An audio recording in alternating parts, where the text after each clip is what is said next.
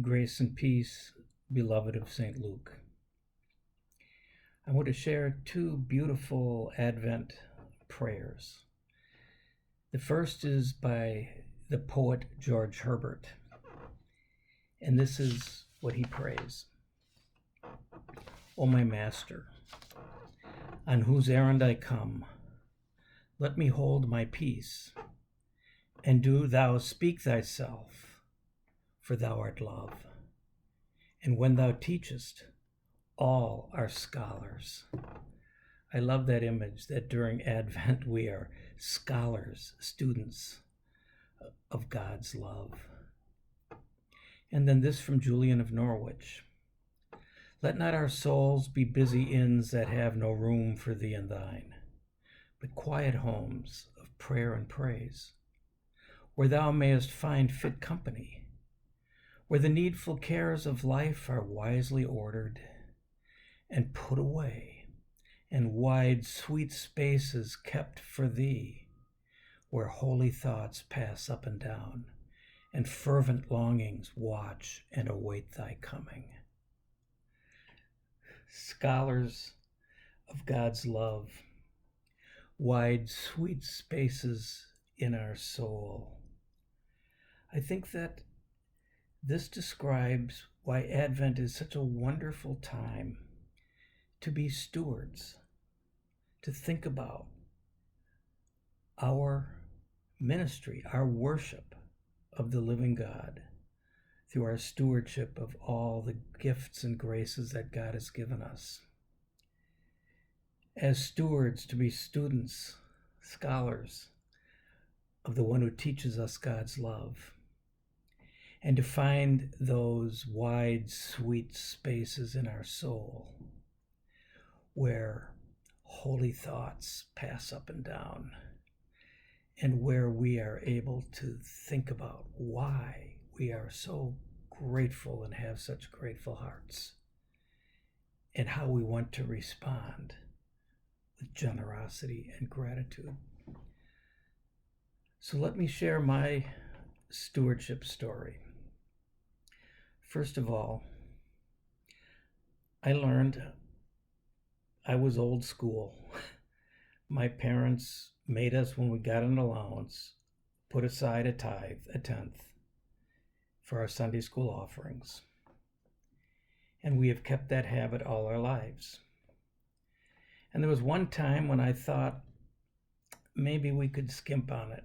It was early in our ministry. We were in New York City with 2 babies, a lot of debt, an inner city congregation, and we really had just about run out. The paycheck didn't last to buy food. And yet we took our children's piggy bank and counted out our tithe and our offering for the coming week. And that week, my sister-in-law and brother-in-law, Jan's sister Beverly, made a surprise visit and came and showed up at our door, having shopped, and they filled our refrigerator and our pantry with food, as well as their own wonderful company. And I believe God was teaching us something here, that when we rely on God's promises, God is as good as God's word. And so that's been our habit all our lives. Another remembrance which feeds my stewardship.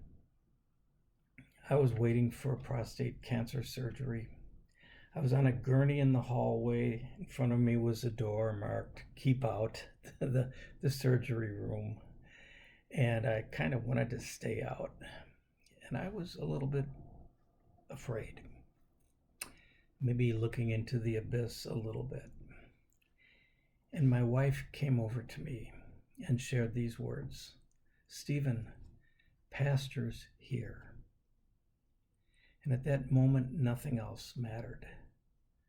My pastor came and began the words that begin our liturgy: "The Lord be with you."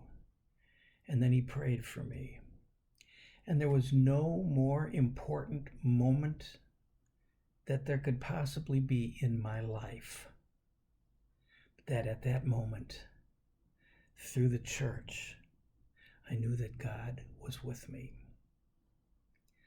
So, when I ask for your generous response this Advent, when your church asks for it, remember that this is a spiritual time, a time to remember and be taught by God's love, a time to look in those wide, sweet spaces within your soul as I just have, to realize where would we be without our faith? A time to remember that what I have doesn't belong to me. Everything belongs to God. And that the decisions I will make for a generous weekly pledge in 2023 and an even more generous end of the year gift, duty and delight, comes out of being taught by our God, being taught love, being taught that those wide, sweet spaces in our souls are God's greatest gift to us, because that Jesus space in us was ours in our baptism. Finally, my testimony. St. Luke has meant everything to me these past 3, almost 4 years. We came together. You gave me a place to stand at the altar, at the font, in the pulpit, with our beloved in homebound communions and hospital rooms, with the children in our schools. After 20 years of flying 10,000 feet as a bishop and a church executive, you gave me the opportunity again for my first love, to be a pastor, to be your pastor.